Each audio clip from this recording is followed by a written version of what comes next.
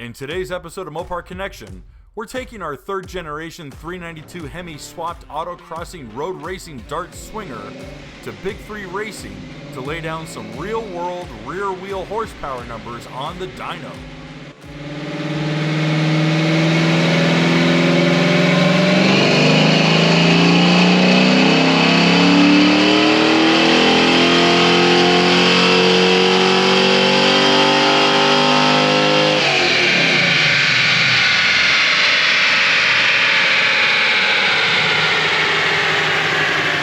Hey guys, I just want to take a quick minute to let you know that we've got the Mopar Connection store up and running, where you can find all sorts of t-shirts and hoodies in a ton of colors and different sizes.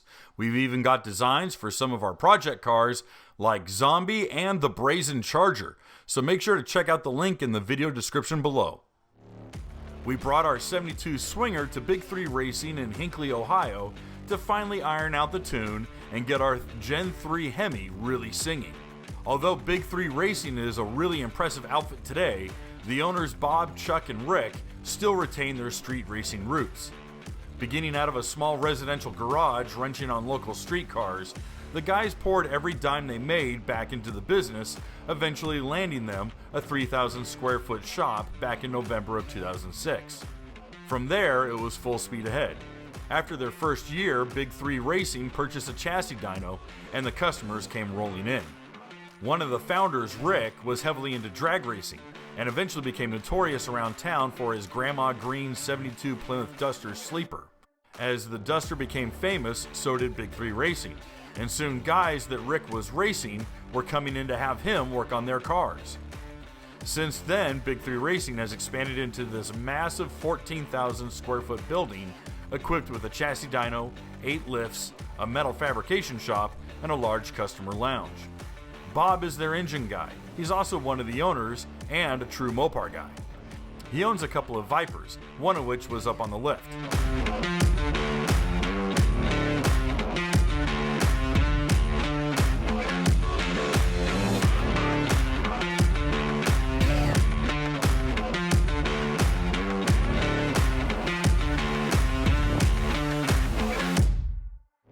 He also owns this Fox body Hemi Mustang. He said he always wanted to put in a Hemi and a Ford because he had seen so many LS swaps before.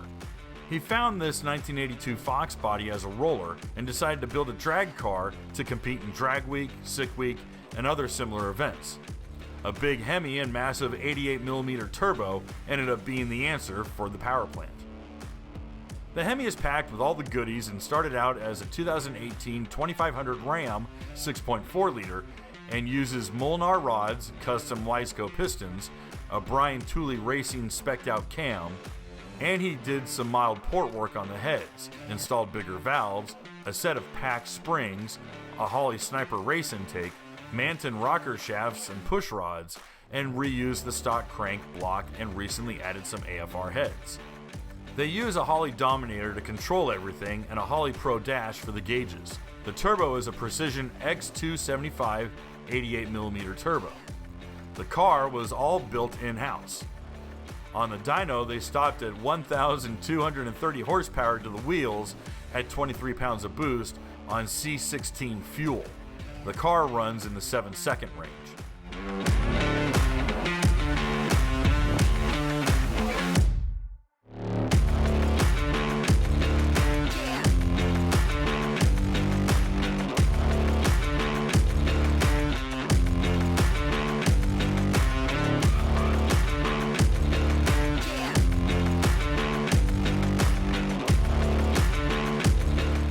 The rest of the shop is normally littered with Mopars being worked on, but currently they have a lot of LS and LT work going on.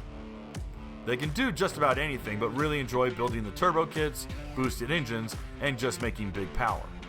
They work on the Big 3 V8s only. They do make an exception for V10 Vipers, but that's pretty much it. They've done countless Hemi, LS, and Coyote swaps into whatever the customer wants. The engine room didn't have much going on currently. They're building a mild 5.7 for a customer that brought them a basket case.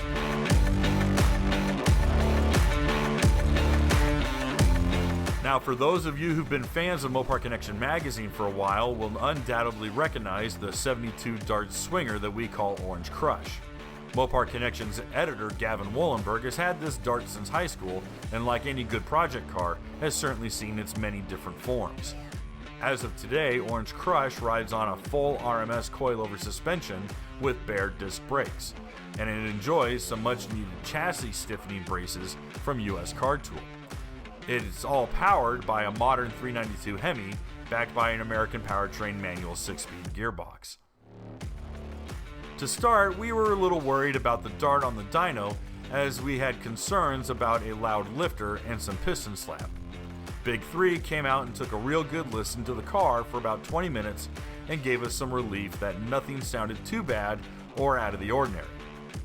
We need to get the MDS lifters out of the motor for longevity, but besides that, they said send it. They loaded it up on the dyno and got to work. Holley's Terminator kit got the stock 6.4 liter running and driving right out of the box. The issue is that every build is different and still needs tune. The 6.4s are known to blow pistons easily, just ask us how we know, and you really need to have the AFR and timing dialed in. We did have some help from a remote tuner that sent us some tunes which we sent back data logs to tune off of.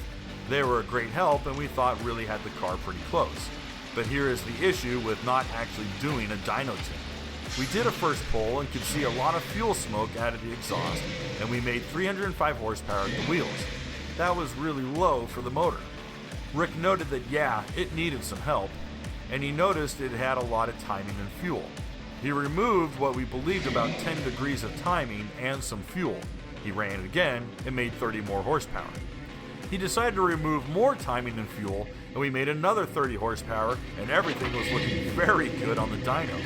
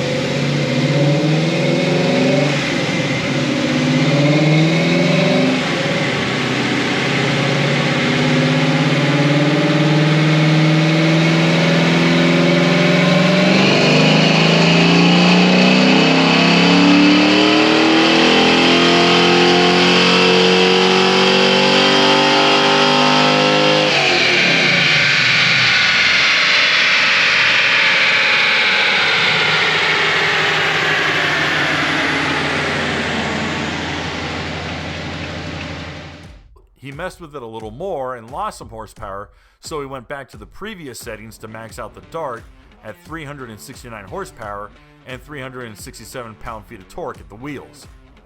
Big 3 is certainly not a fluff dyno shop. They don't like to skew the numbers just to make you look good. They're all about getting real numbers and knowing where you're at. There are always variables on dynos, but at least we have a good base on Orange Crush before we start doing some more things to it. The motor is an all-stock 6.4 liter with Molly drop-in pistons on stock rods.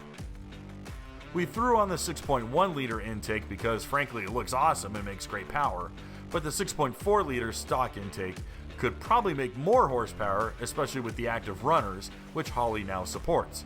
But we have some other ideas to make some more power on Orange Crush, so stay tuned for that. Until then, we're just going to enjoy it, drive it out to Mopar Nats, and it looks like we're also going to make the long trek to Holley Moparty without a trailer.